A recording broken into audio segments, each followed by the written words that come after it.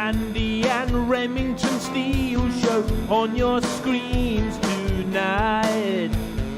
It's the Andy and Remington Steel Show for your home delight.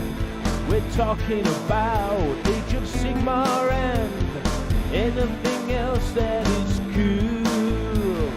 Talking about Warhammer Fantasy, it's easy to learn the rules. Andy and Remington, Andy and Remington, Andy and Remington Show.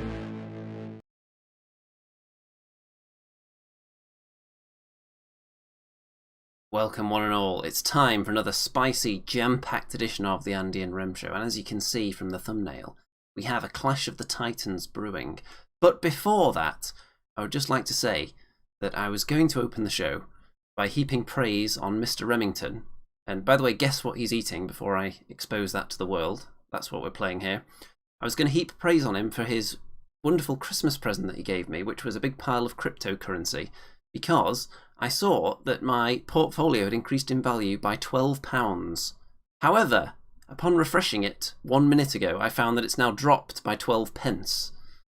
So, as we expose everyone else in here, let's have a look. Is anyone truly disappointed in the volatility of the cryptocurrency market? You need to move that mic again. Mr. Rem, get that mic at cheekbone level where we told you to put it. In the cheek zone. There you go. Well done. He's good. Nailed it. So before we introduce our guests for the evening, Mr. Remington, what are you eating? My lovely wife made me a big bowl of pasta, which I'm not going to eat. This will take me all show to eat, so I'm going to eat a little bit and I'm going to put it to one side just to save you from, not feeling so good. Relian guessed raw pasta, so that was the closest. We also had a guess of turkey, which is clearly incorrect. So, as you can see, not only am I joined by Remington eating his pasta this week, but we also have two guests to bring in the first episode of the new year. We have the legendary figures of, first of all, Annie of Bad Squiddo Games, the legendary wargames miniatures entrepreneur, business tycoon, and we also have the wargaming YouTube pioneer turned Total War Supremo, some might say, Joey of the Joey Berry fame. Yeah, thank you. Hello there. How's everyone doing in this new year? Who wants to go first and tell us how their new year's been so far?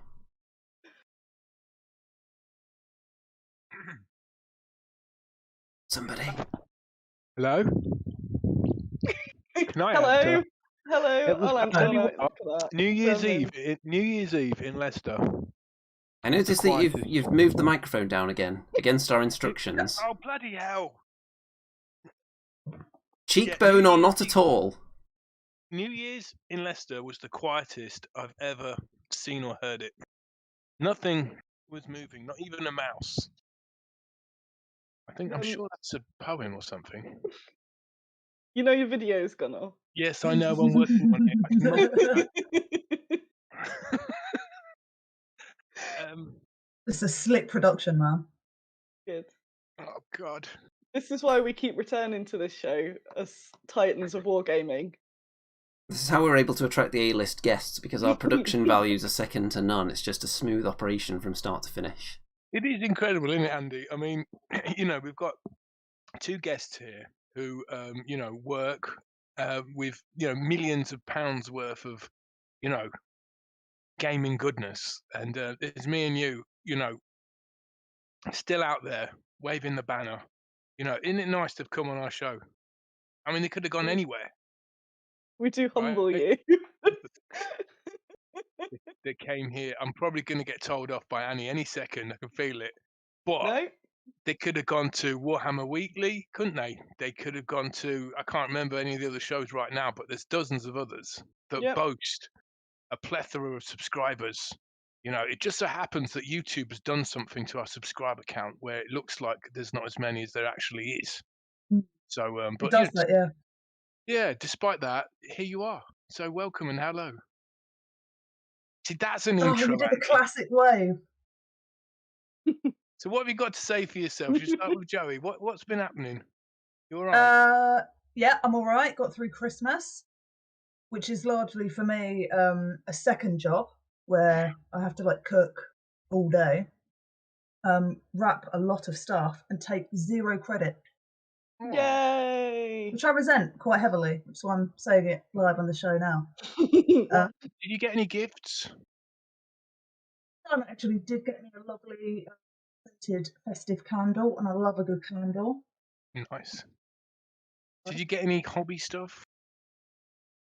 No, what I did get, because I started a new job today, was all of my office stuff from Creative Assembly, which is, you know, an accumulation of like miniatures that I painted over the years, and so I got loads of like nostalgic stuff back, and then my desk ornaments, one of which is Dr. Orpheus from Venture Bros, which is like a... Yeah, can I swear? Yeah. Yeah, good. A piss take of Doctor Strange, and he's my favourite. So I got lots of stuff back, so that was nice. You got stuff back, so you weren't given anything new. It was your old stuff back. It was my old stuff, yeah. But I feel like I also got some of my colleagues' stuff by accident, which I'm keeping and taking as mine. No, I'm kidding. Any Did you have staplers? Did you have a Yes. cardboard box with a single plant in it and everything fitted perfectly into the box? Sadly, no. Instead, we had like Tesco crates, you know, the stuff they keep your shopping in, like full of my old stuff. But a bottle of Cafe Patron from a colleague that he gave me one time. So it is Christmas. Joey, did you give a speech like in Jerry Maguire? You know what I mean? When you On my leaving? Yeah. Yeah, it was heartfelt and tender, and I can't remember any of it, but I meant every word. No. Did anyone follow you out the door? No, it wasn't like security. Hi. It was very much a Teams call where I said a heartfelt goodbye to my colleagues of like 9 years and thanked them for putting up with me for so long. But, Are you able to talk about your new job? Or yeah, is it I think so. Secret? No, not a secret. I'm still working in video games, and I'm working for Curve Games, which is in London. So on indie games and stuff. It's a little bit different to what I have been doing, but it's exciting and scary, but exciting. Are we allowed to get more secrets out of you in this job than the previous one? No, I still signed an NDA that lasts forever. So you didn't negotiate an Andy and Rem show clause into this new contract? Unfortunately not. I'm actually not that valuable in the grand scheme of things, it seems. Does an NDA, does a non-disclosure act mean that you can't talk about it after you've left? Oh, yeah. Oh, right. I thought it was just while you're working there. No, it's forever. Oh, man. So you can't give us new reveals and secrets about Warhammer. No, that's the only reason you invited me back, isn't it, guys? Making sense now. Andy. What are you doing, man? Oh, Rem, you're gone. The excitement shut down his He's camera again. rage quit now. Rem's done now, yeah. He just wanted to know some Total War stuff. Yeah, sorry. It's like, oh, no longer working there. She can say what she likes. He's gone to eat his pasta now. Didn't close my camera instead of his, like, right, we're done. I should have made Andy sign an NDA, actually. He knows too much. All the bad Squiddo juice. People tell Andy everything because he's just got this aura of like, I'm a sponge, but I don't let out. I just let in, all right? And he knows things, man.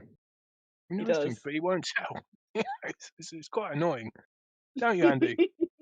That is true. I'd trust him with an NDA. I can be trusted with all industry secrets. But you wouldn't trust me, would you? You wouldn't trust me, would you? I can tell. I would trust you to try to keep it a secret sometimes. The thing is, I've got the people that I know mainly have nothing to do with the industry, so it would make zero difference. Whereas the people you know, Andy, could move markets in terms of that kind of thing. So actually, Andy's the most dangerous person to tell wargaming secrets to. That's too dangerous to be kept alive. Potentially. So, Annie, I don't know if the audience know, but you have an amazing real store, which you invited me to, and I got to pick, some free goodies from your amazing shop. And I couldn't believe it. It was so nice. You got to do a trolley dash, a very slow trolley dash. It took about half an hour to pick each thing, didn't it? There's There's lots so to much look at. There's lots to look at, and you threw in some freebies. And Joey, if you Yes. get the chance, you've got to visit her store. It's just like an old school store where you can just sit and browse, and like It's not a it's not store. It's not a store. okay, It's an but office that you're personally invited to. It's where I get everyone turning up on my doorstep now. But Rem But said it was a it is store. very nice. It is Can I laid out come, very though? nice. Yeah. No riff. All right. I won't take it. I won't let anyone else know. the scenery there. I mean, you can literally browse there, and the staff don't hassle you. Right, it's wicked. The staff don't say, "So what are you into?" And it's like, I don't want to. I just want to browse. So it's the most amazing experience. It took me back to my childhood of looking through all the all the blister packs and all the different models, and Annie was kind enough to give me some witches, weren't you? I took some witches. I took some scenery, and I bought a dragon. You could actually replicate the Remington Bad Squiddo shopping experience from the comfort of your own living room on the official website, badsquiddogames.com, on the official shop. And in fact, we're looking at some of these new dragons now. Remington nice. Remington was A nice suede. page. Oh, camera's gone again. Let's talk about these dragons quickly then, because apparently they all sold out in minutes. They did. It was wild. Really? That was 23rd of December. Will be known as Dragon Day. Yeah. Well, not minutes, but they were sold out by the end of the night. All the ones that you saw. Oh my God. Dragon Day. And then I spoke to the distributor and managed to get them so I could put them up for pre-order, which have arrived. So all the ones that were pre-ordered over Christmas will be shipping tomorrow. And I've got one myself, which I went as far as clipping some of the sprue so that I wouldn't sell it because I kept wanting to sell it when they'd run out. But this is for me. They're nothing to do with me. So we manufacture, but we also stock the occasional thing that's cool. This is Dungeons and Lasers. They do all these dragons, and I like my undead, so I picked up one of these. And I keep meaning to actually sit and build it, but it appears Christmas is over now, so I don't know where that went. Like, oh yeah, over Christmas I'll get some hobby done. I'll do all. Oh, it's gone. I clipped a bit of sprue though, so. Look at Brewster. What do you think, Joey? Which is your favourite dragon, just from a cursory glance? We're going through them all very slowly here. Yeah, I like that one there. That was that one. Gorgeous. Yes, he's really cool. Isn't that interesting? Because look, is that what you picked up? It is. Nice. Are you going to do the same kind of green though? Yeah, Yeah. definitely. I think so. Yeah. Well, yeah, I think so because it could be my wood elf dragon, or I could use it for the dark elf. So maybe a purpley green. Wood elf. The Xeno Dragon's my favourite, I think. I was going to say this one is wildly popular, but then they all sold out, so that would qualify for all of them. Yeah. But this one is definitely something that grabs a lot of people. And it's implants like an immediate add to basket embryo down their windpipe. Basically, Annie, these fell off the back of a lorry, and you had to ship them out quick. Hence the cheap price. You always feel like that when I get a random cool thing in, but no, they are entirely legitimate. I got hold of the last of the UK stock just before Christmas, so yeah, it was the 23rd. I'll zoom in on that one again. Oh. I'm looking on a small squid. Yeah, I like that one too, actually. Yeah. I still stick with my original choice, which I like the chin accoutrement. Beard? Is it a beard? Yeah, all the... Oh. They're all very cool. My personal favourite is this one, actually. This yellow, golden-looking one. Was he frock or something? What? I haven't got mine on full quality, so I can't see. Oh, nice. That's good. That's really good. Durkar, the Sovereign Serpent. Durkar, that's it. Joey, do you think these match the quality of Games Workshop's new dragons? I don't know if you've seen them yet, but what do you think? I've not seen the new dragons, but they look really, really intricate. And I think especially with something like a winged creature, and it's such a textured model, to paint that seems not easy, but much more straightforward as a result of that fidelity. Yeah. Now, Andy's bang into dragons, aren't you, Andy? The last battle we had, his dragon. Who doesn't love a dragon? Yeah, well, I don't have one, but Well, Andy has don't got spoil the that one. battle Hey, too it- much. As bitter It's as you are terrorised. over dragons terrorizing your battle lines, we haven't done that report yet. So calm down. Well, Spoilers. Keep I'm on still wanting more. smarming from it. Mhm. Whilst we're on the subject of dragons, I should have mentioned that my own dragons are coming out tomorrow. It was supposed to be today. Cleverly, I've saturated the market with £25 plastic dragons that aren't mine, in order to then sell my own resin expensive ones. I mean, Although it's only talk your the dragons heads. up now. Come on. I know. I should have sent a picture so I could put them on the screen yet. But they're just dragon heads, so you can paint them as busts or trophies or like bases and things. So it's not a full dragon. Are they on the Um, website yet? They're not. No, I was supposed to launch them today, but then I got a headache from Photoshop, so I came home. But yes, they are also, if you have dragon fever, they should be on the website tomorrow. But yeah, I say just heads. They're really nice. I haven't got him here. If you remember, there's the fridge magnet that used to be here. It's basically a smaller version. So they're like this big. I'm sure you can use them to convert some, not the plastic ones. But yeah, they're really cool, basically. And a good conversion stuffage. But Amy from Warp Fiend has painted them, and she's been sharing them across the internet. So they look really good. I just saw those So there will actually. be So more. anyone who's on Twitter can probably see those right now. Yes. Is it too difficult for you to bring up on the? At the moment, it is. I can track them Yeah, down. okay. Do it. So But yeah, so we've got our own dragony stuff coming as well, and these. So it says pre-order, but if you pre-order today, you'll get it tomorrow. Well, it'll get shipped tomorrow. And you're at the mercy of the mail. Yes, and you can also add loads of bad Squiddo stuff and use the chicken code, the Yes. Andy2D6, as I threaten you with a sprue. Drop Yes. it in the chat. Now, obviously, Annie isn't allowed to tell me details of customers who have purchased things from the Bad Squiddo website for legal reasons, but she occasionally is allowed to tell me, it was another chicken code today, another 5 chicken codes, 8 chicken codes. That's the usual cry when she opens the front door. Do you have a bell that you ring in the house? So That's a good Yeah. idea, actually. So, well, if you don't know what chicken code is it when you order something from Annie's website, Squiddo Gaming, and you get a free chicken? Yes. Yeah, you put Andy2D6 in the code bit, and you get a free chicken. Needs Some to of set you up have used it. Needs to set up Does Andy get a notifications. kickback? It's purely as the goodness of my chickeny heart. And as soon as one of those sales goes through, I'm demanding a notification that just goes. nice. But Now, you do get chicken out of me. I've probably used a whole pack of chickens now.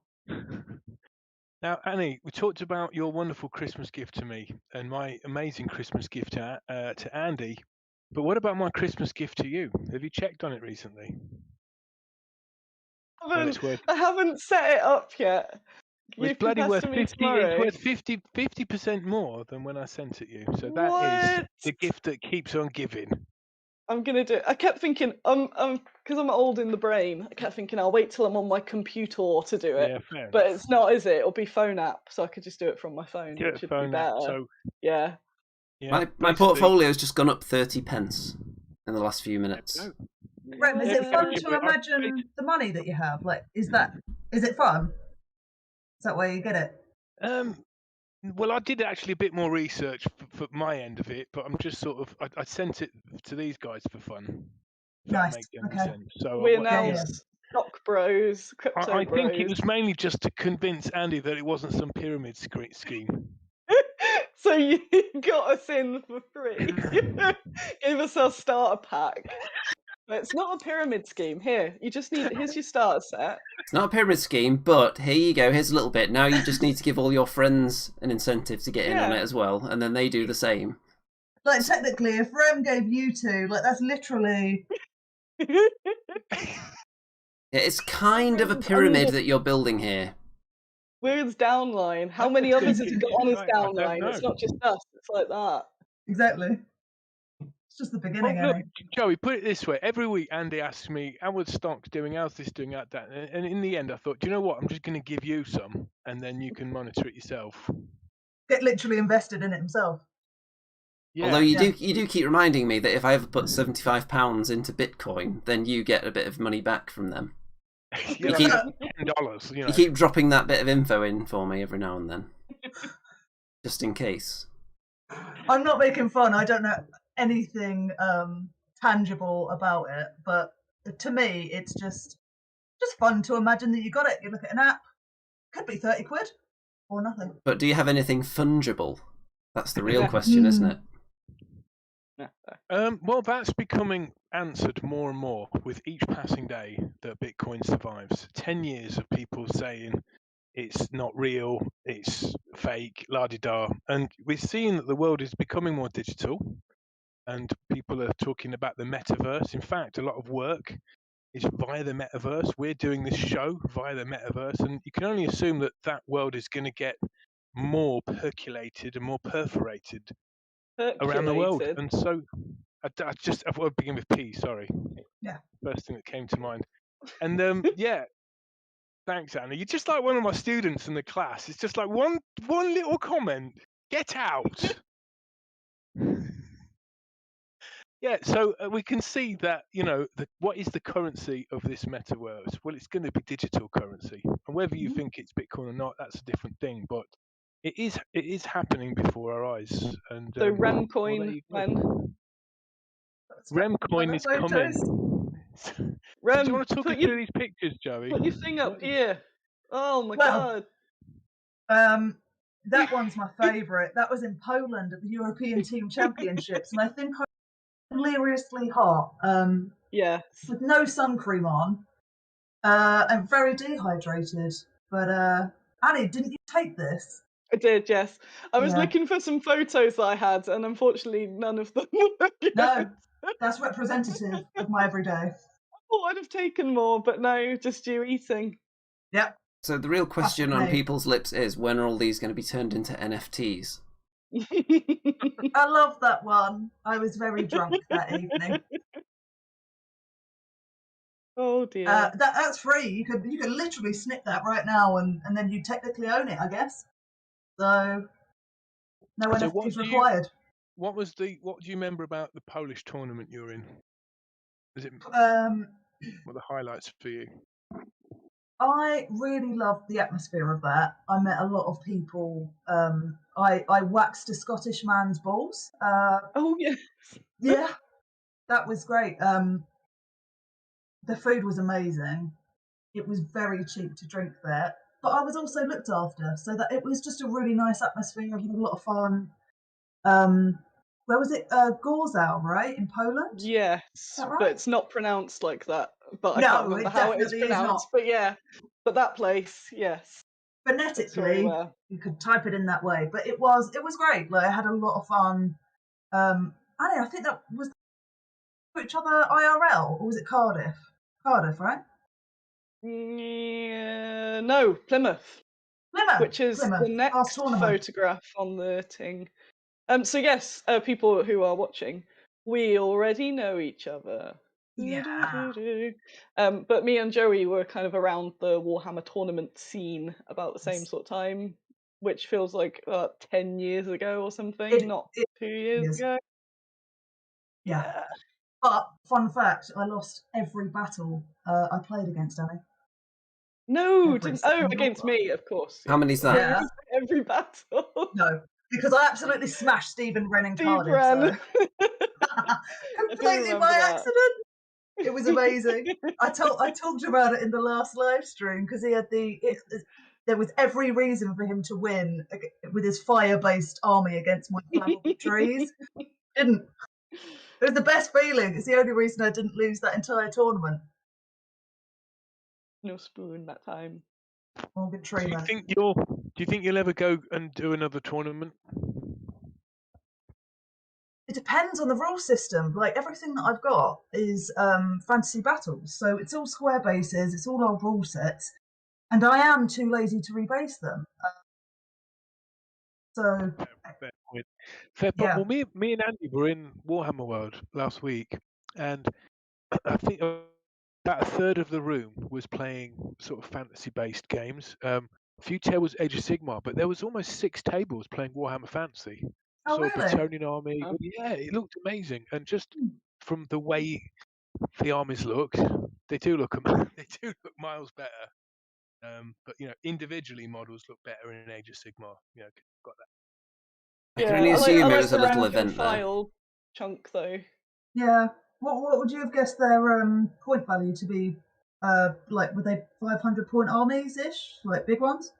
They were quite big, Talking- weren't they? It's got to be like the standard 2,000 points sort of level, wasn't it? Yeah. There's quite a lot on the table. It looked big. There was a Skaven army, and it had the big bell and like about 150 rattlings everywhere. Yeah, but I mean that could be a 1,000-point army with Skaven. Yeah, I couldn't answer that. It looked pretty big though. It looked great. It looked good. You know, I did notice as well when we were playing that game in Warhammer World, the table next to us, there was another game going on. But in fact, the last 2 times in a row, we've had a game going on the table beside us with unpainted armies on. And they've looked over at our table with envy numerous times, and I picked up on that vibe from them. I don't know if you noticed that, Mr. Remington, while you have pasta in your mouth. Sorry about that. I don't know, like wargaming guys, they're a shifty folk. You noticed all the little eye movements. I don't notice that because I wasn't wearing my glasses. But I don't think they're particularly direct people. Like, I would have preferred it if they said, "Oh, can I just look at your models for a bit?" But instead, it's sort of these sort of creepy looks that were coming over, and I don't know whether that's a good or a bad creepy look. Well, they were sneaking around the back of you and looking at the models, and I think maybe that it's a combination of that and these turbulent times that we live in, pandemic times. People may be worried about just standing next to a table, leaning over, looking at all your models. So they're just trying to sneak a look. Well, I was thinking that as they were sneaking by, but I think they were just eyeing up the models and then moving on swiftly, so as to not leave too big of a viral load around our table. Andy, can you tease us with a photo or two from the game or anything, just to paint a picture? Well, I can do in a minute, yes.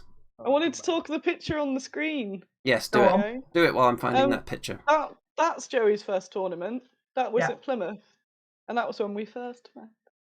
It was something like 2002,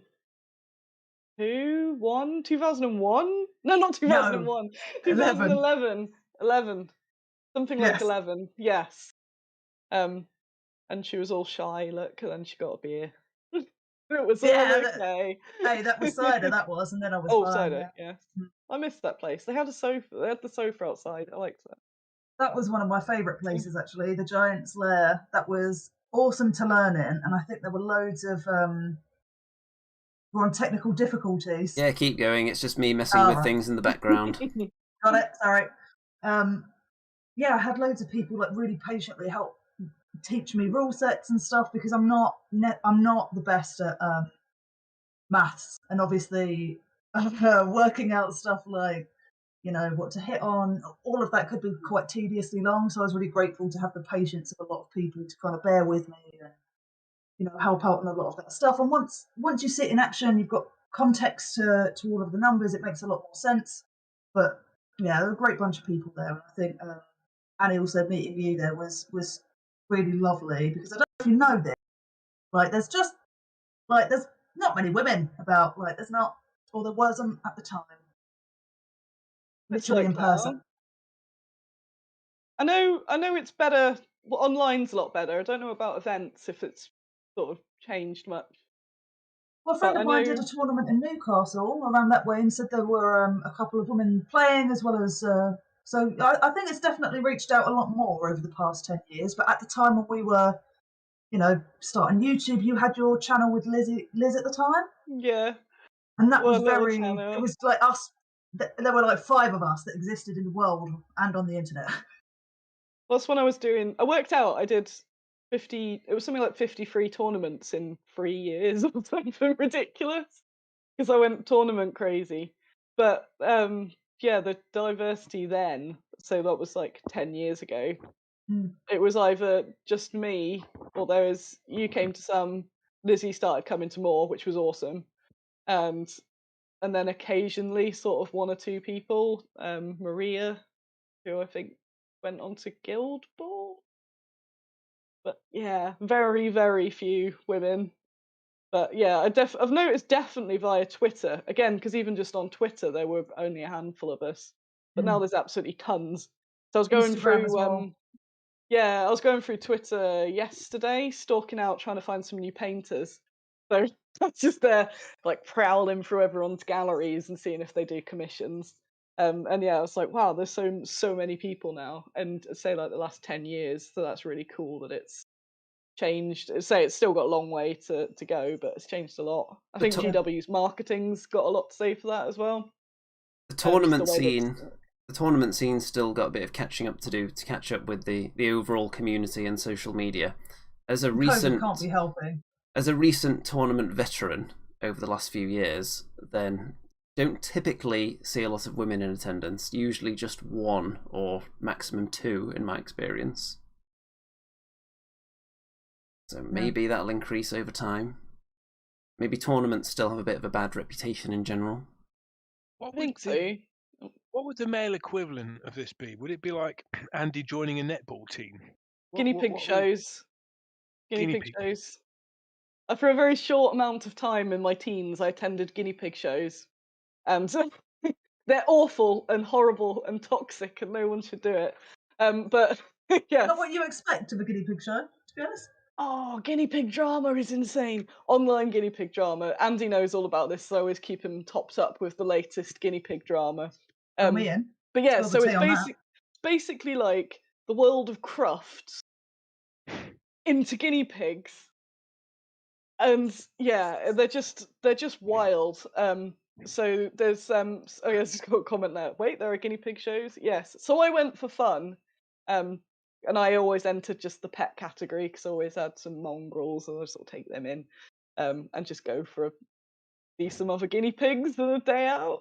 But they get very, very serious. But it all gets it's a bit almost, you know how Crufts has got that weird eugenics sort of thing. It's like so to win at a guinea pig show. So here's a guinea pig shape. I've gone on to a tangent, but the distance between their eyes and the nose, when generally like the shorter it is, then the better a guinea pig it is. So sorry, that's like guinea pig beauty standards. Yeah, so they're all beautiful, but not at a guinea pig show. All right. So this is my expose. This is how I could go viral. So yeah, those longer nosed guinea pigs can get out. They're not accepted.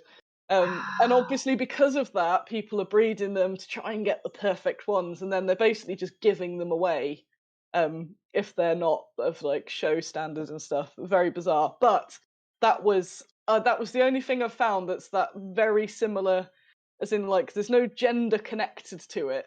You know, if you were to like compare it with fashion or something, I think it's a bit different. But a random hobby, so miniature figures, guinea pigs, have nothing to do with gender, but those worlds are, say, the opposite. So it was, pretty much all women. There was the occasional bloke, but again, it'd be like one or two, and then a couple of husbands in the cafe. Sunday, just another guinea pig show, while they measure their faces. It sounds like that could make a really good sort of American comedy film, doesn't it? Guinea pig show. Well, just so you know, Netflix have expressed interest in a guinea pig version of Tiger King, and I think Annie is definitely going to be one of the stars of that. Can we get Vince Vaughn in it, and Ben Stiller? Only if we can get why has my brain died? Will Ferrell needs to be in the film actually as well. He's the underdog with the long-nosed guinea pigs trying to get. So can I quickly? I know it's totally nothing to do with anything. Can I tell you my best guinea pig guinea pig showing anecdote? Yes. Is that acceptable? Do it. So I always entered into the mixed breed sort of pet class, but I had one who was a baby pig, and I thought, oh, because he's all fresh, I thought he might be some sort of. He was quite. If he wasn't purebred, he was close to it. But when they have long hair, the part of the rules is you're never allowed to cut their hair, which is really horrible because their hair. So Nini, my pig, if I didn't trim her, it just those sort of viral pictures where they're like toupees. you're not allowed to cut them at all. But because this was a baby guinea pig, I hadn't cut his hair, but it also wasn't obscene. So I thought I'll enter him in just for a laugh. Put him in there. He was called Gandalf. Yes. And then when I got there, they said, "Oh, you need to go. It's your time. You need to go and get Gandalf from the pen." So I was like, "Boo, boo, boo," and we're like, "Here you go. Here is Gandalf pig." And there were gasps, audible gasps. And this lady took me to a side and went, "No, you're supposed to present on a mat or something to the judge." And I went, "Oh, I didn't know this." So she helped me out and tore off a bit of cardboard. So I then went back with like, "Here we are. Here is the Gandalf. Get this woman out of here." And then it turns out you have to present the guinea pig on the mat, but it's usually a board, a wooden framed board with Hessian on top. A display And they have board. to go like a display board, yeah, and you have to display board your pig over. And this was all very bizarre to me. And afterward, he didn't score very well because he'd been nibbled by another pig, so he didn't have perfect hair. So they suggested that he be kept on his own, which is like guinea pig illegal because they love having friends. So keeping the guinea pig on their own most of the time, there's a very rare occasion where they might have to be, but most of the time is not good because they just get really sad. So they said keep him on his own, and every day to put him on the board to practice his standing on the board. And What I is thought, this for? you know what? I'm just going to put him back in with his friends where they can all nibble each other. It's not worth the pound that you win if you win the category. Andy, what do you Yes. think? You think we should go to a guinea pig show? Yes. Diverse it up a bit. Would you go, Joey? Interested? If For a Annie day out? was free to like be part of a mockumentary style where I'm seeing this for the first time. Annie knows what's coming, but my face is like constant bit to camera is like, Present Then Gandalf yes. on his base. no, like Lord you know, Judge. I need to be able to input my inner narration amongst that situation that is obviously insane. I would like the audience to guess now. What is Rem going to attend first? A wargaming tournament of any description or a guinea pig show? Guess now, and we'll refer back to this if one of them ever comes up. Ever again.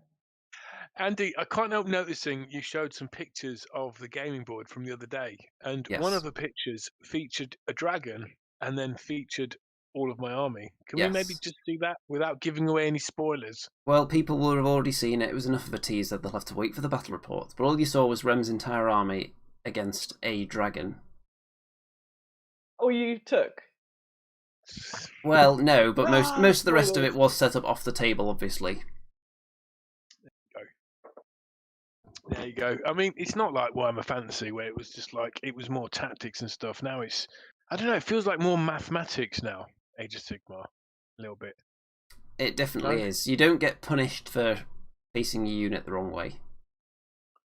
Ah. So I can't see myself Age of Sigmar tournamenting. I thought about it a lot because we're so close. Well, we're in Nottingham, so we're so close to Warhammer Worlds. Like, it seems obvious to go play something there. Of all the tournaments I played, I'd never played an official one, so I never played at Warhammer World.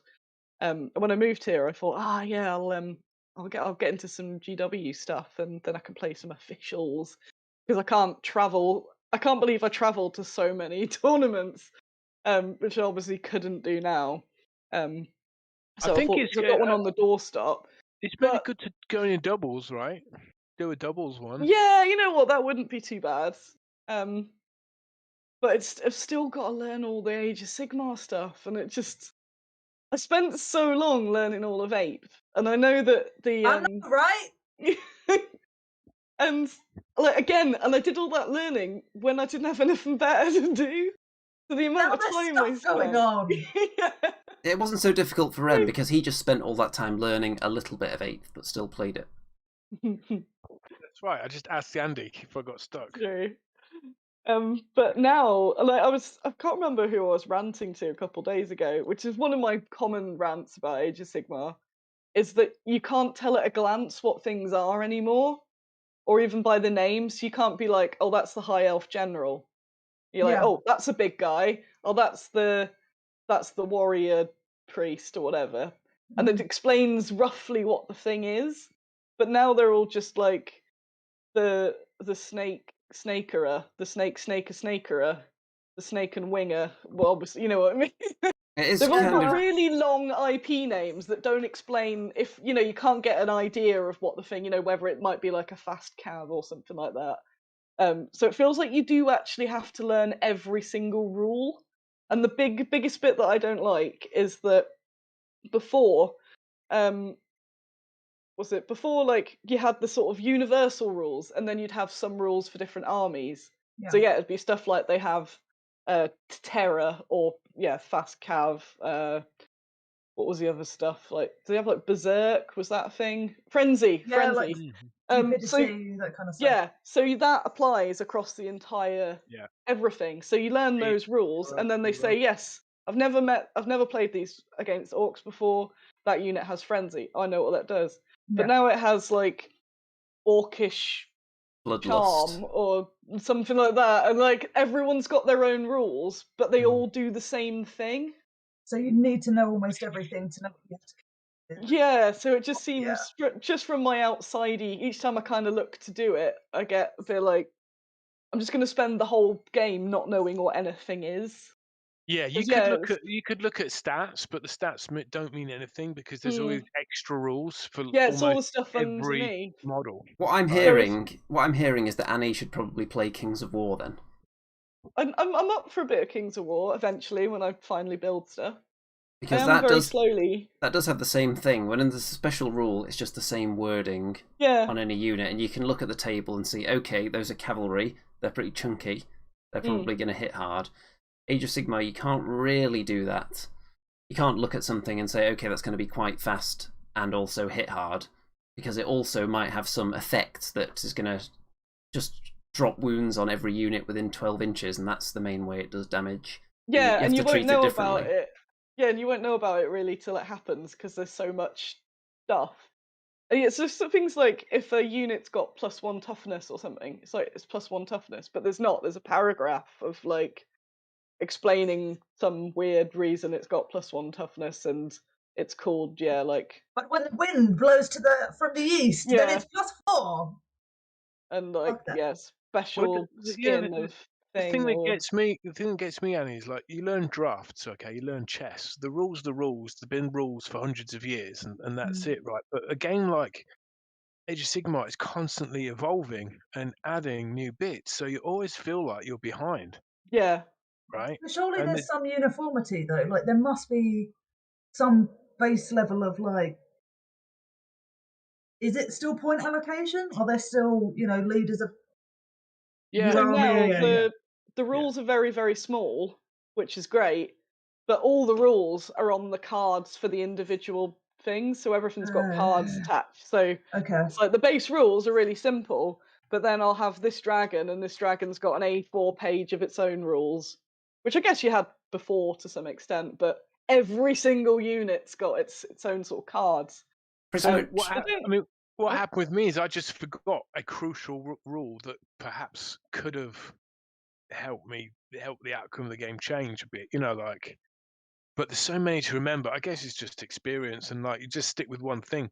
Problem with me is I've got like 9 armies. And you did pick some of the most complicated armies as well, like your Daughters of Cain. What are the rules like? On turn 1 they can reroll 1s, on turn 2 they reroll 1s to hit and wound, on turn 3 they reroll 1s to hit and wound, and they get +1 to hit. On turn 4 you can do this and that. It's a bit much. And then if they're within 12 inches of the shrine, they also get +1 to this. Surely that is only playable and memorable with an app on your phone that you've inputted all of your army list into, and then when you're like, right, end of turn 1, and then it's like, that's all good. So I've got that. We've got the app on the phone, but then there's command points, which is a new thing, and then there's battle tactics, and then there's these extra game-wide rules that change the nature of your play turn by turn. I'm Because just stressed out hearing about it. Yeah. I And I know, think man, I'm stressed out playing it at the minute. Well, it's actually got better, but the first couple of games, I was like completely frazzled, man. It didn't help the fact that you were constantly taking those Underworld's warbands that they kind of shoehorned Age of Sigmar rules onto. So it's 5 models in a unit, but each one of them has all their own special rules, but they still act as a unit. Which It's is funny because there's the games that I won. That meme of the person jamming the stick through their bike, that's Rem going, Yeah. bloody Age of Sigmar rules, being too complicated. But I thought we were trying to get Joey back into the hobby. I We're know. putting her off here. Well, What's no, going because on, there's Joey? cool other games, as mentioned in the comments here. There's Kings of War, Dragon Rampant, says Peter, which is a game that I have got photographs of my personal army in the book. nice. Not bad Squiddo stuff, just my gnomes, my Chaos gnomes are in there. Dragon Rampant. There's lots of fantasy games, but I don't know if the part hobby of is it. not just playing. Yeah, No. exactly. That's right. It's not even just painting; it is also buying. Correct. But it isn't building for me because that also stresses me out. Yeah. Yeah. I So like Joey, building. To be fair. Joey, what are you going to do then? You've got all these models. You got back from your old job now. What's your have, plan with it?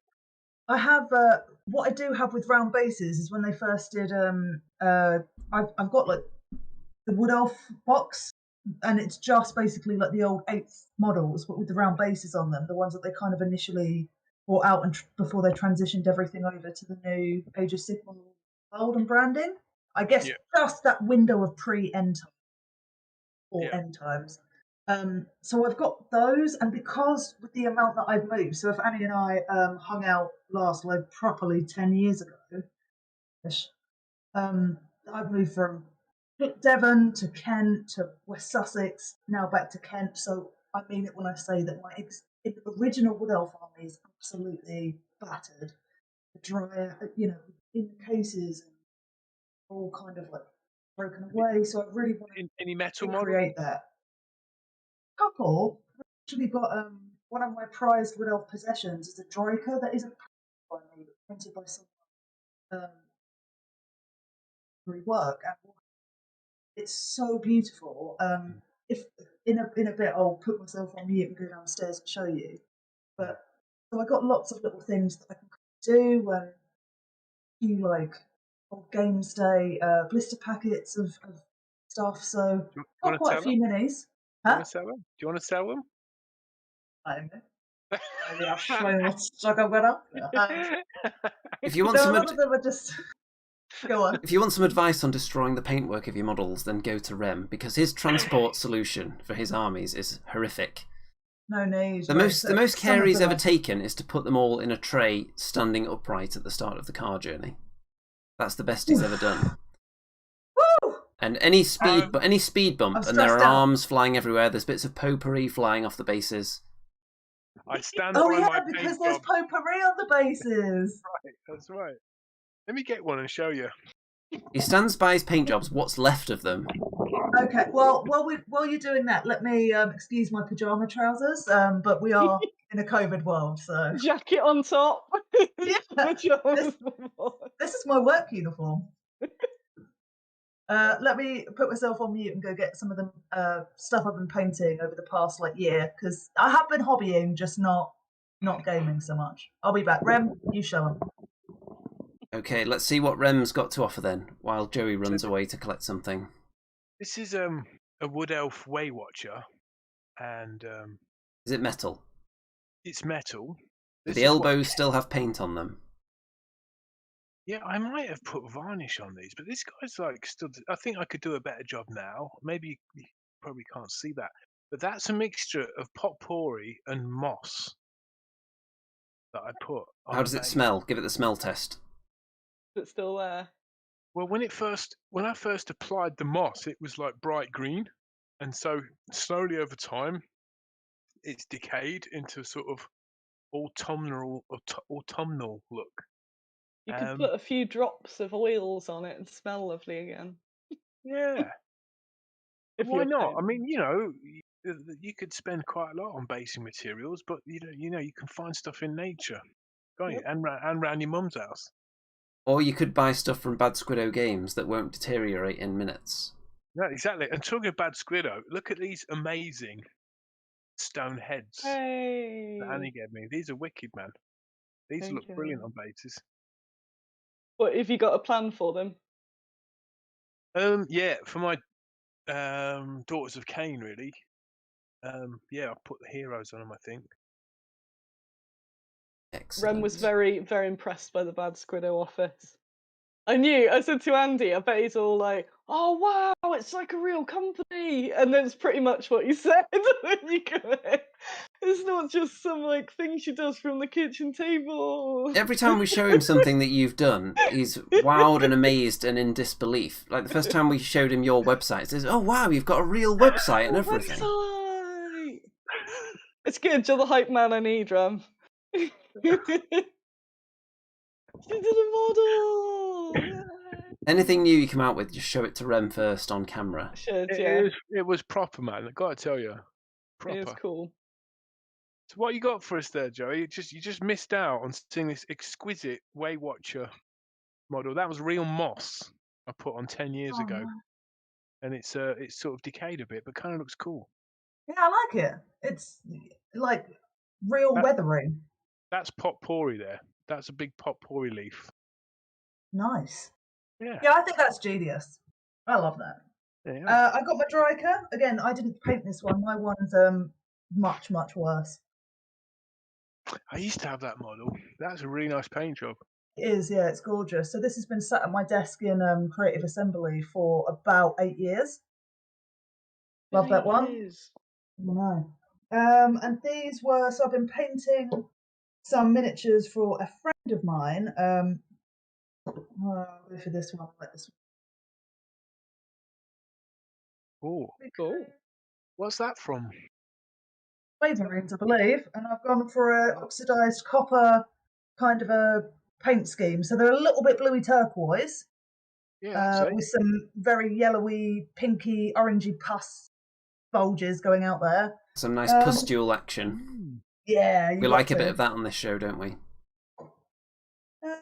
So yeah, I've just been trying to kind of keep things up with a bit of variety. Yeah, cool. I like What- that. So Is this recent then? You've done that recently? yeah, I did these about 8 months ago. What, are your paints still, they're not dried up then?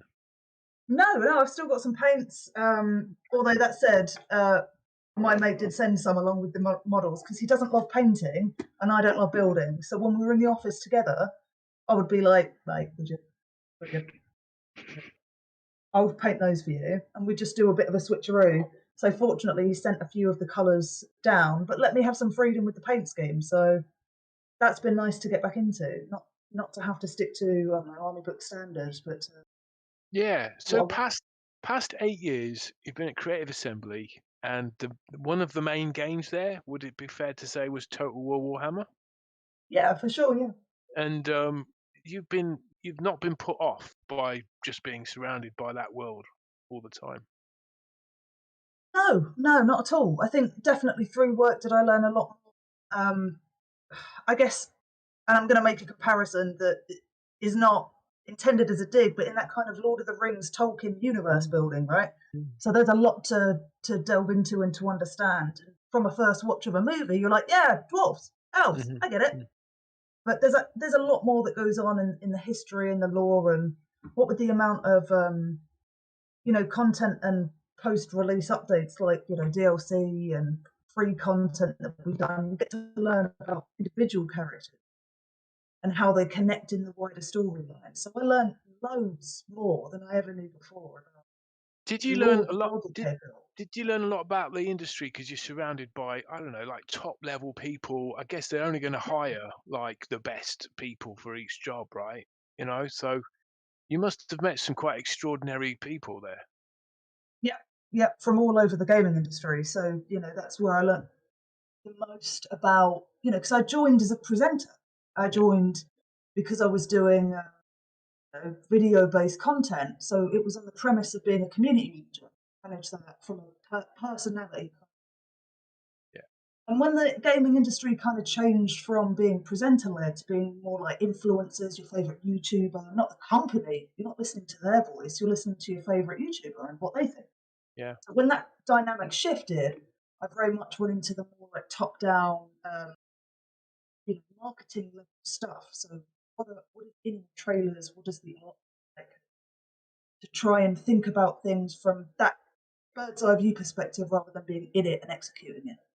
And I Like was fortunate darker enough. marketing. Joey, what's really interesting is that, you know, over the past couple of months, there's been a war on the internet between Games Workshop and these influencers, because Games Workshop are desperately trying to hold their own IP and be in control of what they release and what people use of their IP.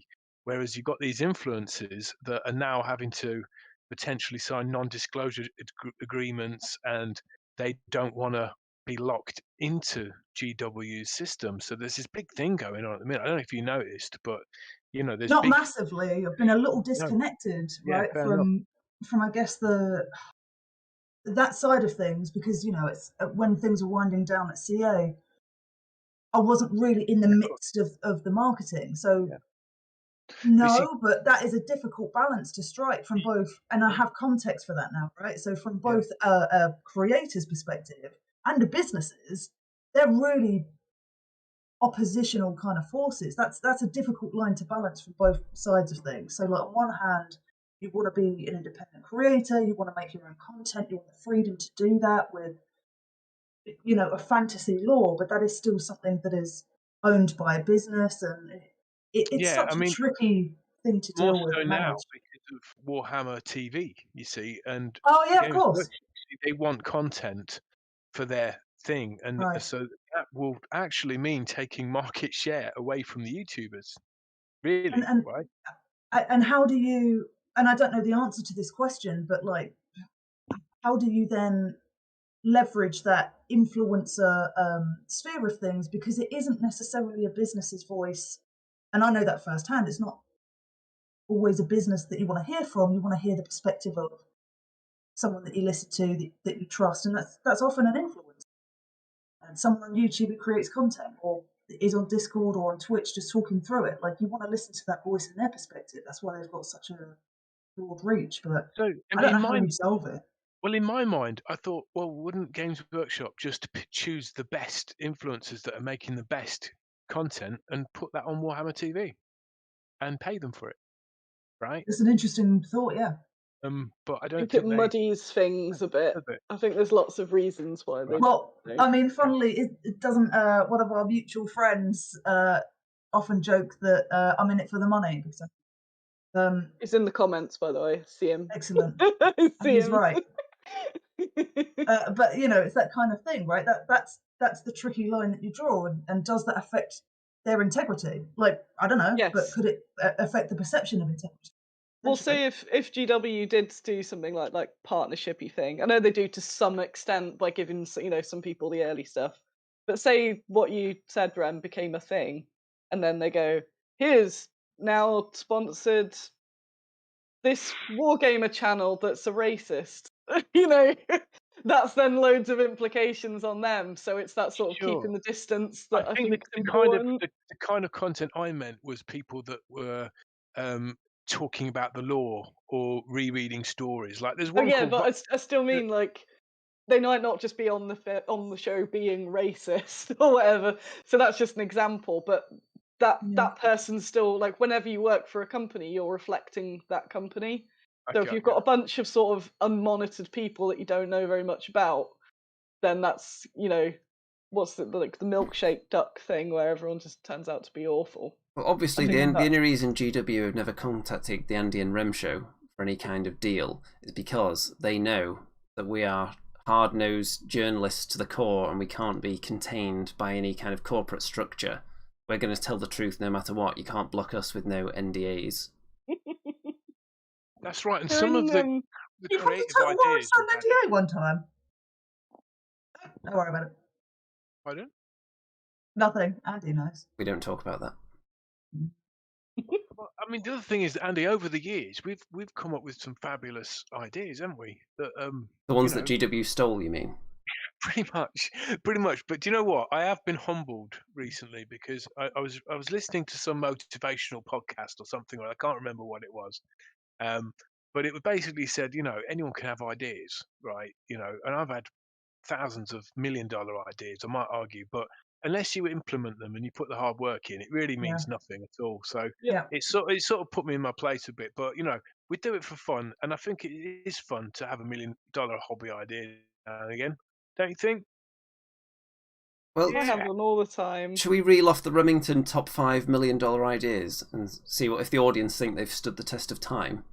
I definitely need proof of these, yeah. Okay, because off the top of my head, there's the Remington finger sponge, which is for painting purposes, obviously. So you can sponge the paint directly onto the miniature with the end of your finger. Yeah. What if you've put a wash on a miniature and it's just a bit too watery? You want to get the little finger sponge and just give it a little dab. That's good, actually. Yeah, I'm Delicate. that. Doesn't interrupt the paint flow. Nice, you see. You know what you might need though? Like a folded tissue situation that kind of just gets in that little tiny groove. Like you'd need changeable heads of that. This is sounding very much more innuendo-y as we go. False nails that are actually like made out of cotton something. Yeah. We're making it gendered. Man finger ones. Remington nail sponges with interchangeable heads for precision attacks on very precise points on the miniature. There you go. So that one potentially has some legs. The one that I've never really been sold on is the Remington paint roller, which, as we know, is a miniature roller, like your typical paint roller for walls, but on a much smaller scale, to be applied to miniatures. Yeah, I got the idea while decorating once. It was so much quicker using the roller. But what if you had a roller that could, for scenery, you could roll paint on? You're painting a tower, a castle, and you put that base coat on. That works. In roller fashion. My guinea pigs would like that. They could sort of help then, couldn't they? One of them? No. Can you imagine? Yeah. If it was a small enough roller. I'm sorry. Unless it was a tiny... Okay. I want it for cuteness now. Could that also be attached to a false nail? Nails. It could. If you do want... Annie, can you mop these up in Photoshop? I know you're done with it today, but could you? If you do one small enough, then you would have to call it the Remington eye roller. Right, so that's two that we've got approval from, Andy. So okay. You got any more for us? Okay, the one that jumps out in my mind was Remington's stripper fluid. Do you want to remind us what that was? It strips off paint. Yeah, that already exists, so I'm sure that wasn't it. I can't remember, dude. Honestly, what is that one? You've forgotten your own. It must have been a real winner, that one, if you've forgotten your own idea. What is it, Ram? I honestly can't remember. I just can't remember, but I am reminded of one of my first $1 million ideas, which was implemented by the general market, and that was, before mobile phones, when the phone rings. No, we don't know. I love that we went for that at the same time. Carry on, yes, old man. Well, you'd have a different ringtone. If let's say you had a family in your house, and it's mum and dad and 4 kids, all right? And whoever was ringing you wanted to talk to the eldest, not the mum or dad. And so they would have their own specific ring. Right. Tone. Yes. Yes. Right. So, but the way that phones work, it would just have a bell ringing, okay, and it could be for anyone, and you'll go, hello, the Joey Berry residence, oh, do you want to speak to, Johnny or something, whatever, right? There's no Johnny here, but that is how I answer the phone. Yeah, and then you'd be going, Johnny, something over you. But what if before you didn't even need to pick it up because you knew by the ringtone that it was for Johnny? That is a thing that exists. Well, it is now, but it wasn't back then. All you have to do is invent a time machine first. The dialy ones.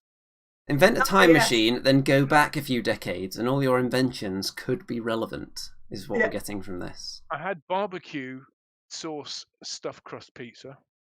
That was another one. That's probably a thing as well. Yeah, it's I now. think I've had It is that. now from Iceland, but it wasn't back in the day. Never mind. Any more What's Warhammer? Iceland? I spent too long in West Sussex. Iceland, it's I'm probably kidding. a bit too down market for you now. No. Isn't it? Now I live in Medway in Kent, so I know exactly what the Icelands is. We had local Waitrose, and as soon as I moved here, it changed to Iceland.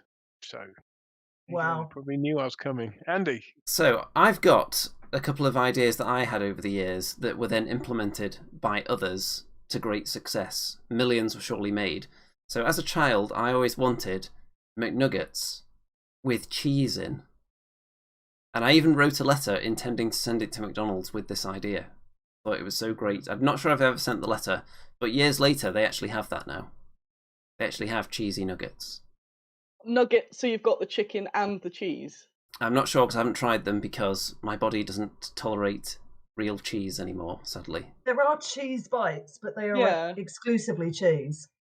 You Do could always mean chicken In a and nugget- cheese. you could always buy them with the nuggets and just have a mouthful of each though.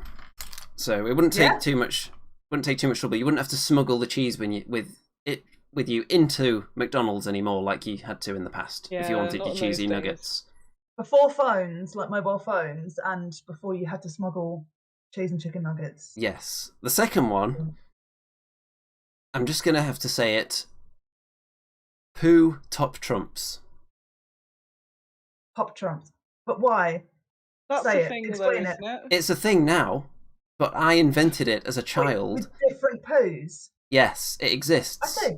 It exists. It's made millions. International best-selling version of Top Trumps. I invented it as a child, but my parents thought it was disgusting and they threw away my prototype cards. Wow. So they've essentially cost me millions. Why you're living So- in this shack now instead of a well, big here's one orange for you. tower. You know, 80s dog poo used to turn white. Yes. Wait, It was a chemical they put. It was something they put in the food that they don't put in the food anymore. That was Right. it. in all of the foods. Dog food, not human. Got it. Thank you. People never used to pick up dog poo in England in the 80s. Or at least I don't remember anyone ever doing it. Cause Some people do it now. Some people. Sorry, Doran in the chat put, "This is making me hungry." I think that was before the subject changed. Well, Not the- we've actually been doing everyone a favour then. Taking their mind off the food. Rem, get your Going back pasta out. on. get the pasta out. I've only had 2 bites of it. Could we go back to war games briefly? Oh, I suppose. Just a little bit. New news, I guess. I wanted to ask Joey a question. Well, like an hour ago, but then we started talking about poo. Going back to the influencers, because Joey was an influencer back in the day. Still has some influence, but was like a full-on influencer. Bless you. Did you find that now the hobby is more enjoyable?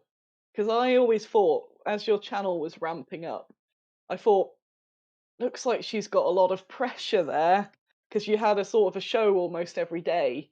So it'd be painting this, learning this, painting this.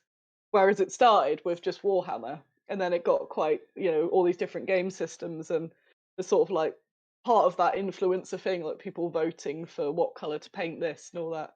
Did that element then become quite sort of stressful?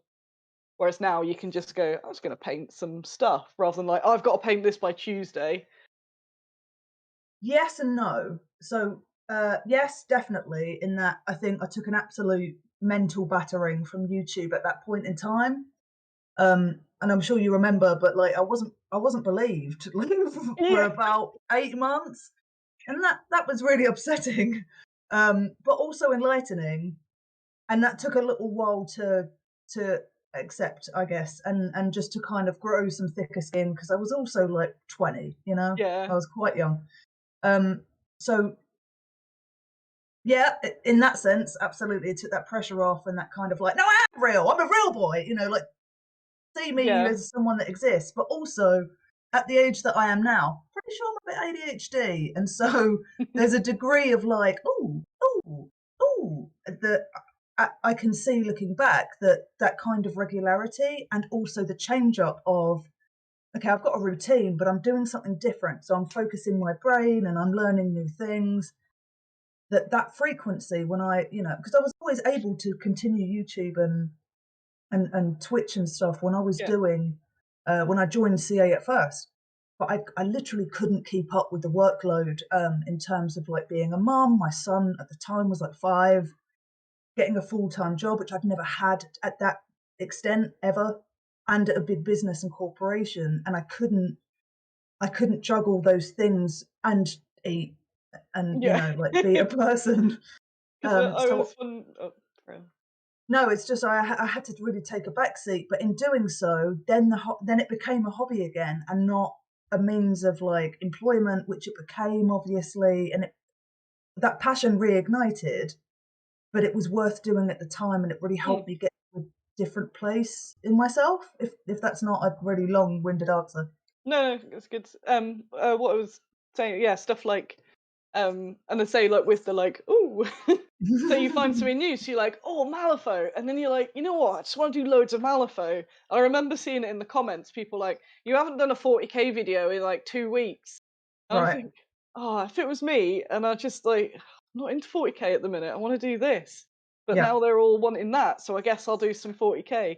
That was just me putting myself in that position, thinking, oh no, I couldn't do that. I'm not asking this in a way as to like go slag off your former YouTube days, but just like I always just thought that's a lot of work. Yeah. Yeah, it was, and like I wasn't very open about it at the time because it didn't really seem relevant. And that's my son's door. Like he's going to bed in a second. But he was young, and I was trying to manage, literally getting rent and being a waitress, doing a YouTube channel to try and kind of branch out a little bit. And it did become quite a chore, and I think the worst part of it was really editing, because I like the practical side of things, filming and making a cohesive video. But really, when I had to sit down and do that stuff, I just found it really challenging, and I know a bit more structure. Time it was just like, somebody. So this is kind of a follow-up question here, because you were on the scene around about the time of it was pretty much the start of the boom period of wargaming YouTube, around the time that anyone who had a YouTube channel and their dog were being sent free copies of Drop Zone Commander starter sets. Oh yeah. So in terms of being distracted by things, were you just constantly getting messages saying, hey, would you like our new models, and would you like to try out this rule set? And then being distracted by those, being tempted in and taking on too much, because we've all fallen into that trap when we've been offered it all on a plate. Yeah, like I very much decided it was a great idea to do my first day at a new job and then do a live stream directly after. I'm kidding.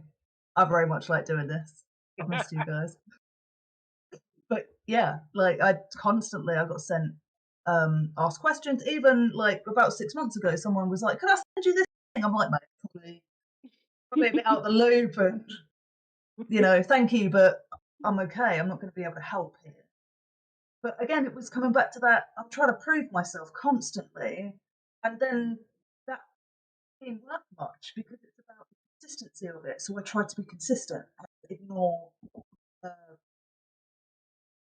reviews and still like, oh, but that Titan Forge miniature, that's a pirate ogre. Yeah, go on. Yeah, go on. Yeah. Yeah.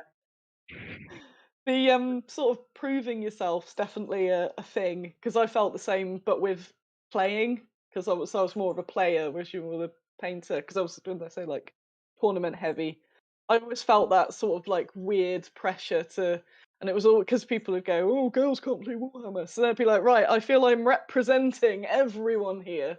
So it was always like, I have to win. So then the enjoyment for actually playing sort of left, because I got way too, by the end of it, I'd kind of turned into the thing that I hated.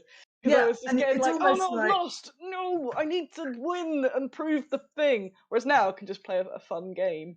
Exactly. And it's like you're holding, like a waitress in a sense, all of your kind of like tabletop skill, and I can paint good, and you're using your feet to hold the door open for other women to come in as well. Like, it's fine, it's fun, join us, while crying. And you trying to prove that you're not a journalist undercover or a Yeah. university project, which is nuts to think about now, because there's so many women on YouTube doing hobby that it's almost normal. They're all There's undercover absolutely loads. journalists, all There's of them. loads, but yeah, There's at a the legit time there meme was that was created that was like, you know, when they were doing that old format of like, who she is, who her mum thinks she is, who the internet thinks she is, and all of them were quite offensive.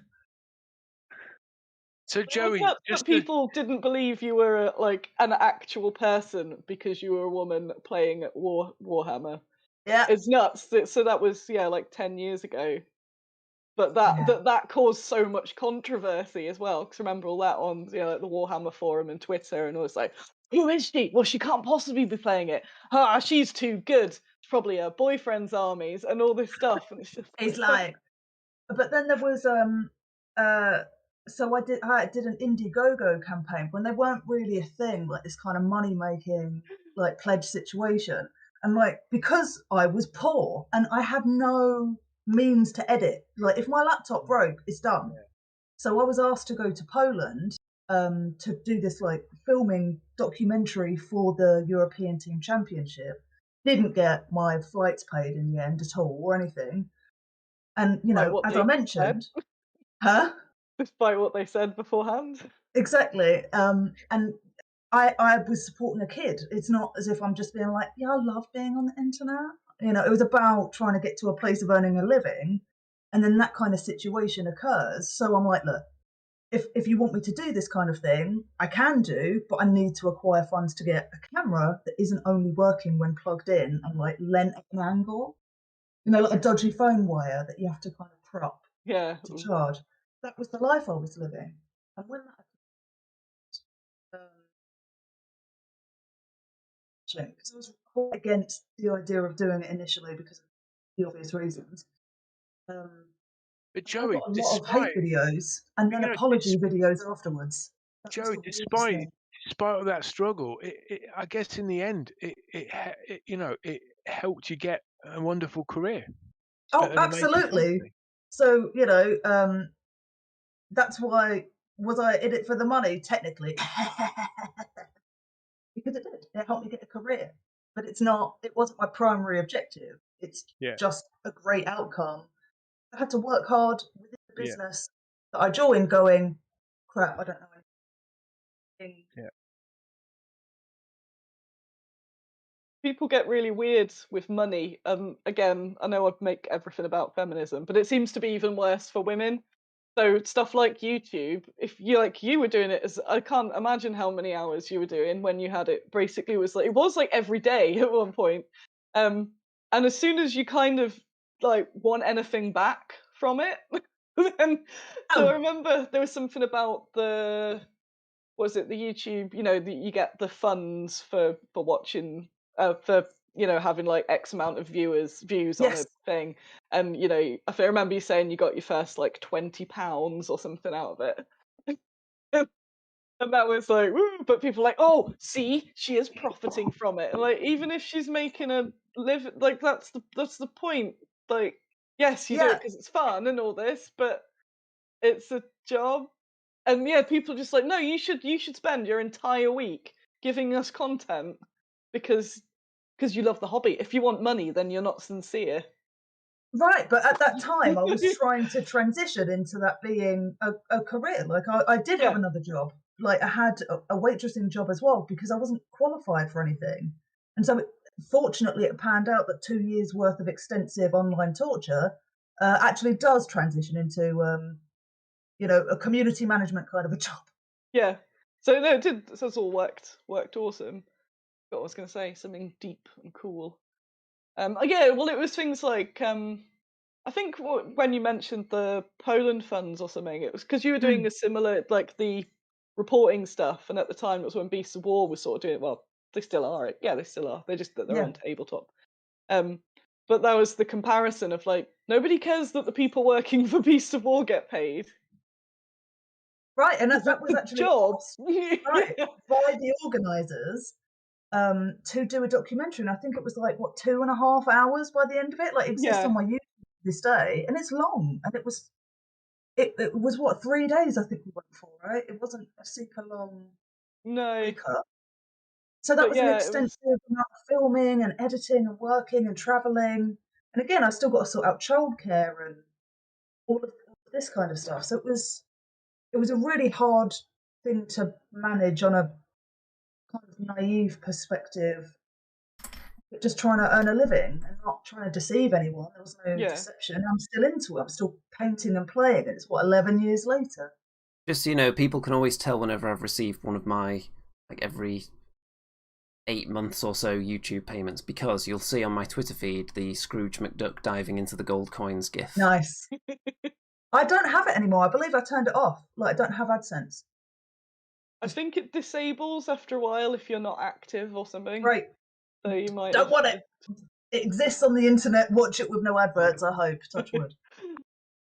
I saw that they're apparently putting adverts into YouTube things that aren't monetized, because none of my channel's monetized, because I figured there's no point to get 20p every now and again and have to put my viewers through ads. So I've never done it, because for my channel it's more that it's the advertising the product, blah, blah, blah, rather than making the money from the videos. Just like, look at the stuff, then go buy the stuff.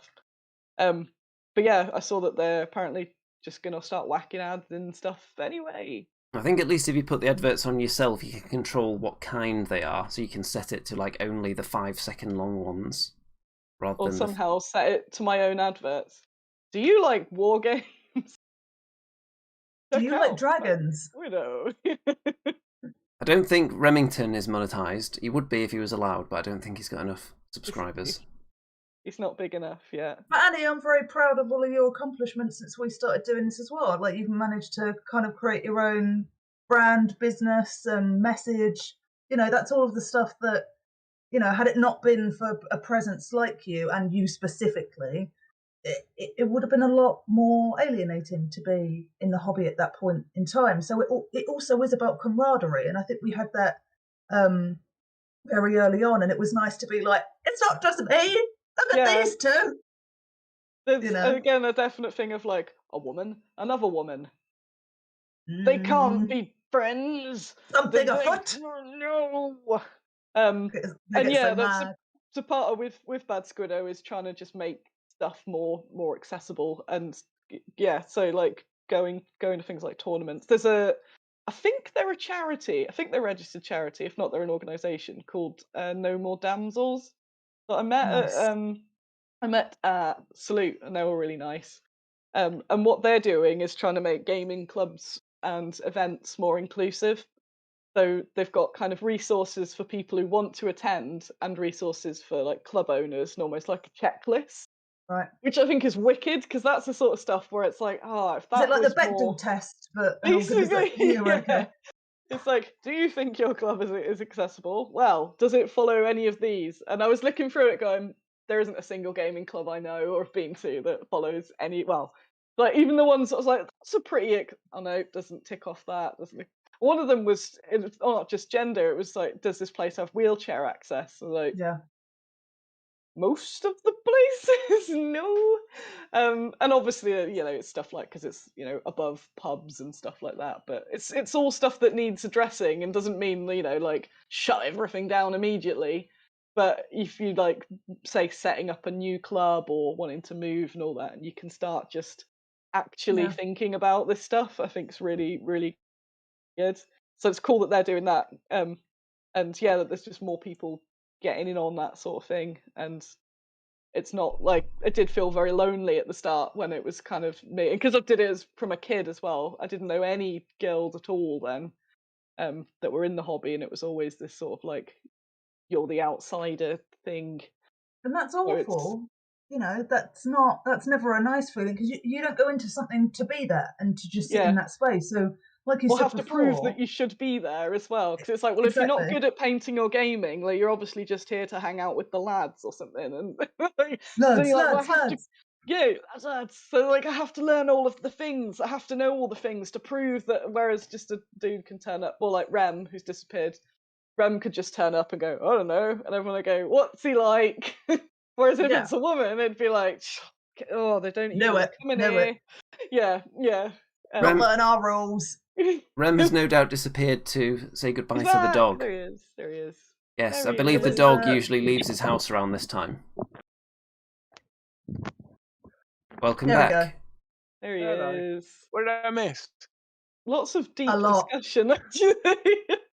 We were talking about I don't know, being a woman in the hobby and how it's better now. Still not ace, but better. Joey being a trendsetter and also not real. It's the long con. No. She's playing the long con. She's still the longest con with absolutely no payoff. Part of me's convinced that I've like gaslit myself into playing the long con, and on my deathbed, I'll be like, wargaming. I hate it. I never hate it. The payoff is that you're both going to release a book from your deathbed. We didn't like wargaming. We fooled you all. It was all a big con. Two girls, no dice. So Joey wasn't working for Games Workshop? No. Oh, no. Oh. No. She was not viral marketing. Sometimes I think. I look that up. Sometimes I think that Rem was a failed attempt at viral marketing that they've just abandoned in the wild. You would have been good though, Joey, because it was like, oh, please, what else? That first video. Inside. And I was so against that Twitch streamer, like you know, not even a hint of cleavage. I was wearing a black shirt, buttoned up, under my blood, with my wood elf box, and no microphone, only my webcam. That was it. Yeah. It was so low budget. Why anyone would think that Games Workshop would look at that and go, approved? No. Ironically, that's now the sort of viral marketing that you were probably working on. But like that so now I'm into all this stuff where adverts used to be like, hello, buy our products. And now it's like slyly through influencers and stuff. So that would have actually been a good one. There was one on TikTok that angered me. And I'll very briefly go through was this guy was saying how easy it is to get cardboard cutouts. He'd noticed that cardboard cutouts, like the shop people don't know. They said, they get dropped in by management. We don't really know what they are or whatever. So he makes a cardboard cutout of himself and makes a fake meal or something. I can't remember what it was called. So it's showing him going into this garage, putting his cardboard cutout, and it's all like, oh my god, they've just accepted it. And I thought it was really funny. It was like, this is wicked. They've just accepted his thing. How he's like, week 2 guys, my cardboard cutout's still there. And I'm like, oh my god, he's done it. And yeah, of course, it's ruined. Because the company made a statement. They were like, yes, the ad campaign, because it was like, the company now want to make the meal that I made up on the cardboard cutout. Like, the whole thing's an ad. But it's like, that's what people respond to now, that sort of like realness. But then as soon as we find out something isn't real, rage. So the rage of the internet is raining down on this guy. But do you know what I miss? Like, I miss the Old Spice adverts that are like, this is an advert. Yeah. I'm on a horse. This is a thing. Buy this product. Have it now. Like, be honest about what you're doing and who you are and what it's about. But that's the thing. I'm not good at lying, so I can't keep that up. That's what a good liar would say. The man from Milk Tray. Remember the Milk Tray man? I think you're showing your age again. I vaguely remember, but I remember the wine gums guy. That's a thing.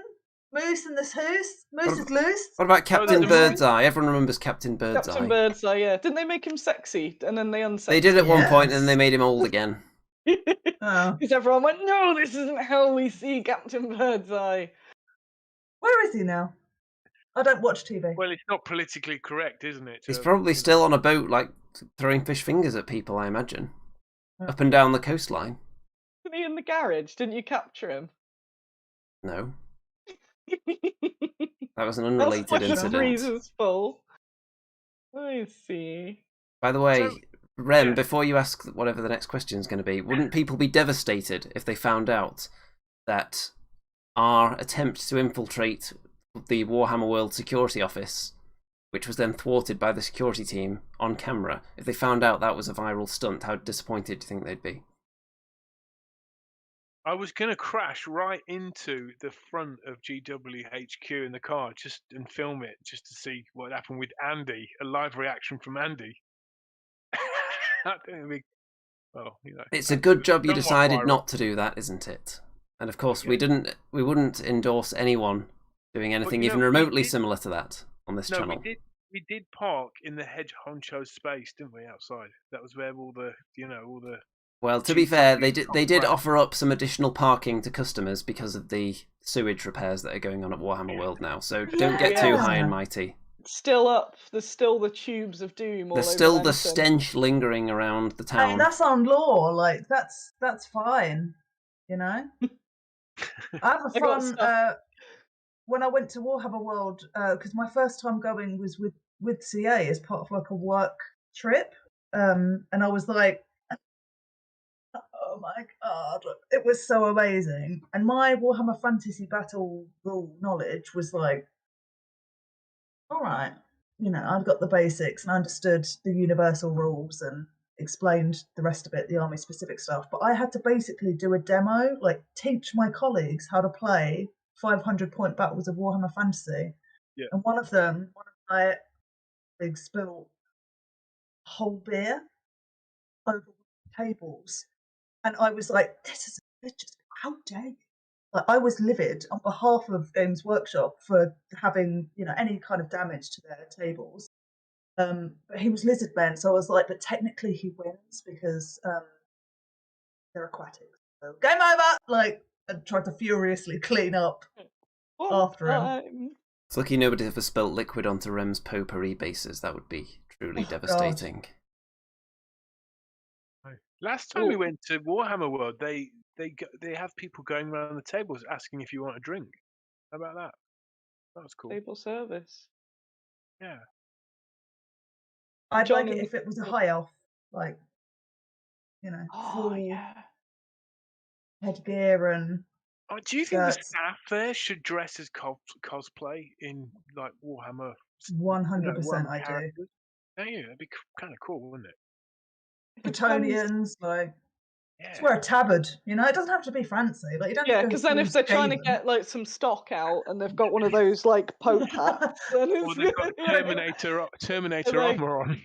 yeah, or those like lamps and stuff that they have all up there. Full So that would Volkmar be- carriage, like to Yeah. take you from one. I love that. What if you had a staff member dressed as a flagellant? I mean, They could put the security guard in a Space Marine outfit and have him actually operate the Rhino, perhaps, outside. There you go. Do you know what? I'm going to make a prediction. I think it's going to go that way. If Warhammer becomes more like Disney, I think Warhammer World would exponentially grow into this experience, and like a theme park. So you kind of think vibe. instead of Mickey Mouse That's a greeting you, it would be a flagellant? Is that your prediction? The harp guy, the guy whose back's like a harp. yeah. It's gonna- The Slanesh thing. That you're like, oh, this isn't what I meant. Oh, he's bleeding. Oh, live back. But wouldn't it be cool, right? It would be cool. It would be cool, Why actually. not? You do occasionally get cosplayers there that just sort of want to use the cosplay, so they wander around Warhammer World. Although obviously pre-COVID. Okay, so if you Yeah. work there and you have to dress as a character, who would you like to dress as and be? I'm thinking practically, so it'd also be what would be comfortable to wear all day. Sure. And to go to the toilet and stuff like that. I think have you guys seen Community, Yes. the TV show? So I'd like to do the Dean, but like Nastra Arahan it. So like, I have some good news and bad news. Yes. Joey Dean. Yeah, that's what I'd like to do. Oh, Jodie. nice. I like. What about Andy? I can see you being some kind of witch hunter. Yeah, I think don't Witch know. Hunter would be best. Obviously, dwarves are the superior race, but I don't think any of them are quite tall enough. It wouldn't look quite right. I don't think there are No, any if you didn't giant know, dwarves. Andy is very tall. Yeah. Yeah, it's Witch Hunter, I think. Right. That would be nice. Haven't- Get the nice hat, be even taller. Yeah. I think I'd go for some sort of wood elf. I can't remember what the one with all the little leaves on is, but then I could go barefoot and step around, so I'd be nice and comfortable. I think. Yeah. Quite nice. And I could do Like that. a war dancer. Yeah. Oh, yeah, that'd Yeah, be that's it. Yeah. Then I'd just dance around. Yeah. I think I could maybe try and go for It Tattoos. wouldn't be too warm either. It wouldn't be too warm. It's very warm in there. It's a lot of Yeah, it is. body sweat. What would you be, Rem? well, when I had longer hair, I was thinking I could be a dark elf, like a Malice Darkblade or Oh. something. Oh, Malice. See, you could also do the good news, bad news situation with half a Zarkan, half a Malice. Yeah, that would be kind of cool. Yeah, if I I had think my you'd be own allowed to wear a wig as well, or extensions. demon Yeah, sword. extensions. That was one of my favourite trailers I worked on as well. Shadow and the Blade. That was a lot of fun. That was wicked, man. Wicked. I got that as well. There you are. You're welcome, Total War. So, do you know, Joey, this new job is they don't do fantasy games, do they? Because or do they? What sort of stuff do they do? Well, they do lots of different types of games. So Curve Games is a publisher of like indie games. So there's lots of. I'll put a link in the chat. If you want What's an indie game? reference. Because I know indie music is like guitar music from the 80s, 90s. So what's Some it's like less a Oasis genre. games. It's less a genre and more like a scale of studio making. So some of the studios are Independent fairly run. big, independent. Yeah, like not like some of the Oasis slight games. grunge ed. You have to have Oasis in every game that you make. Yeah. Right, so you can speak your mind and there's no non-disclosure agreements. I've been there a day, so I do know almost nothing.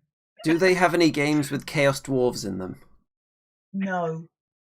She says unconfidently because I don't know truly. Well, next time you switch jobs, we'll have you back on and we'll ask you Perfect. that same question again. Sound Yeah, good? but again, NDAs forever. Forever. Yeah. Are you allowed to say, let's say Chaos Dwarves would come out and were a thing, would you be able to say after the event, yeah, I knew they were coming out, but I couldn't say? Probably. I think so. Because you're Once not. something is public Yeah, knowledge, yeah.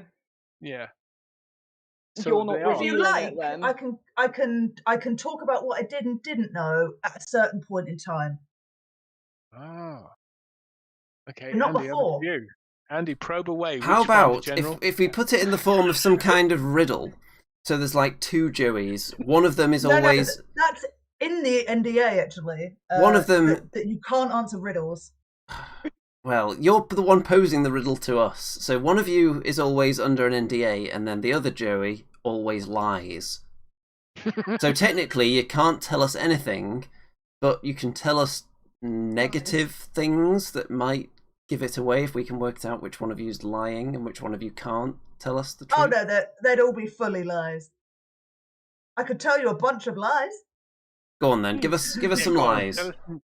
Oh, I can't improv lies, you guys. Like, I have to really rehearse that stuff. As I said, not a number one liar. Like to be very honest. So I really need to workshop that. And okay. Except there's a game called like Werewolf, I think it's called, and I played this on my 30th birthday. I absolutely wasn't a werewolf, but I have such a guilty face that everyone was like, "It's definitely her." Though I was like, "It isn't," and it wasn't. You could do a thing like the guy from Who Wants to Be a Millionaire, the Major, where you cough. So that guy. We could ask questions. No, and then coughs are in the NDA. Like, they actually reference that episode. They actually have a Tequin Whittock clause in the contract. Is that his name? That was the name of the guy coughing in the audience. Was it? Do you know what happened to him? I don't know if it was. I think he gets to give all the money back. Wow. There was one where a lady, quite a posh lady, won the million, and I actually knew the answer to the $1 million question. It was where was Eleanor of Aquitaine buried? Thing that I should know. Richard III's mum, basically. Where was Right. she And I buried? just knew it, just because I like history, and I knew the answer. I was so frustrated, but yeah, she got it right as well. It's cool. Where was she buried? I can't bloody remember now. Somewhere in Come France. on! It's always easier Somewhere with in France. multiple choice as well, isn't it? Yeah, it was more. Well, Australia. before we go, just so we can get some lies out there, Annie, would you like to tell us a lie about future Bad Squiddo releases? We will be focusing purely on male genitalia for the rest of 2022. It's a quality lie. Rem, would you like to give us a lie about the future of your channel on YouTube? I will be getting into Nurgle in a big way. Okay, and because I love painting pustules and stuff like that. the lie I would like to present to everyone is that we are not about to wrap up the show. So, thanks for joining us, the wonderful audience who've stuck with us throughout. Thanks to all the plethora of guests that we've got here. Hey. So if anyone has parting messages for the audience before we depart, let's start with Mr. Remington, who always has a lot to say at this point in the show. Well, we didn't say Joey's one, but I'll speak on behalf, and that is Chaos Dwarves are a thing. They're coming out on the next game. Yes, because Joey did state that she can't lie, so we just had to help her out a bit with that. But we can be a spokesperson, can't we? So there you go. I said it. So she's not. On the next game, by which he means Total War Warhammer 3. And can I say, Rem, that I didn't say last time? I really respected you always said Total War Warhammer, and you didn't once say Total Warhammer. There you are. Oh, Thank thank you. you. Good job. Well, that's nice to be respected. Hear that, Andy? Don't get used to it. We need to knock him down again now. Do we have final parting words for the evening from Annie? Yes. Go and buy stuff from Bad Squiddo Games. But no, just I hope you have a nice 2022. And buy stuff from Bad Squiddo Games. That will make it nice. And Joey? Thanks for having me on for the second time. If only to try and squeeze Total War Warhammer 3 insights out of me, without knowing that I changed jobs. Bless you. And do have a great 2022. I know it's been a difficult couple of years, but we're all still standing, and the hobby will continue. I'm sure everyone's wondering if you'll both be back at some point. If I'm invited with the new knowledge that I can't tell you anything about future releases. Mine depends on the advertising situation with the company. Yeah, maybe. When the Chaos Dwarves finally drop, then we'll have you back on just to say, see, we could tell, we saw it in your face. The body language experts confirmed it, and they were right. You can zoom in on her eyes and stuff when you ask. Be like, this is the moment that we knew. I've been up since 5:30. Like, I'd really appreciate and not in. So I put on a jacket for you guys. Before we shut this one down, I'm going to take a moment, because since we're all in it for the money, I'm going to personally thank all the patrons for this channel. Yeah, we are. Before you do that, can I just remind people to like the video and subscribe? Because Andy never seems to ask people to do that. Well, I'd rather they just give me money instead, but that's okay too. Well, it gives you like 0.4 of a pence if they do. Okay, I suppose so. So yeah, do all that stuff. Do all the social media, click all the links in the description. I'll fill it with more links after the show as well, just in case you can't type in Bad Squiddo Games into Google, for example. And the following people will be thanked for keeping this channel afloat during these dark, turbulent times, so we can act as a lighthouse, a beacon of hobby joy during these dark, dark times that have enveloped all the lands. So special personal thanks to these people who are essentially the battery powering the lighthouse. Special thanks to Raccoon, Kevin, David, Cedar, Kim, John, Simon, Roshi, Nippleless, Brad, and Guy. Extra special thanks to all you people out there. Extra spicy. And if you're not on that list, why not join them in the very exclusive club? And you might even get some audio files sent your way as well. Some of the exclusive theme music featured on this show. What a treat that would be. So, on that note, all that remains to be said is, Happy New Year out there. whatever you are.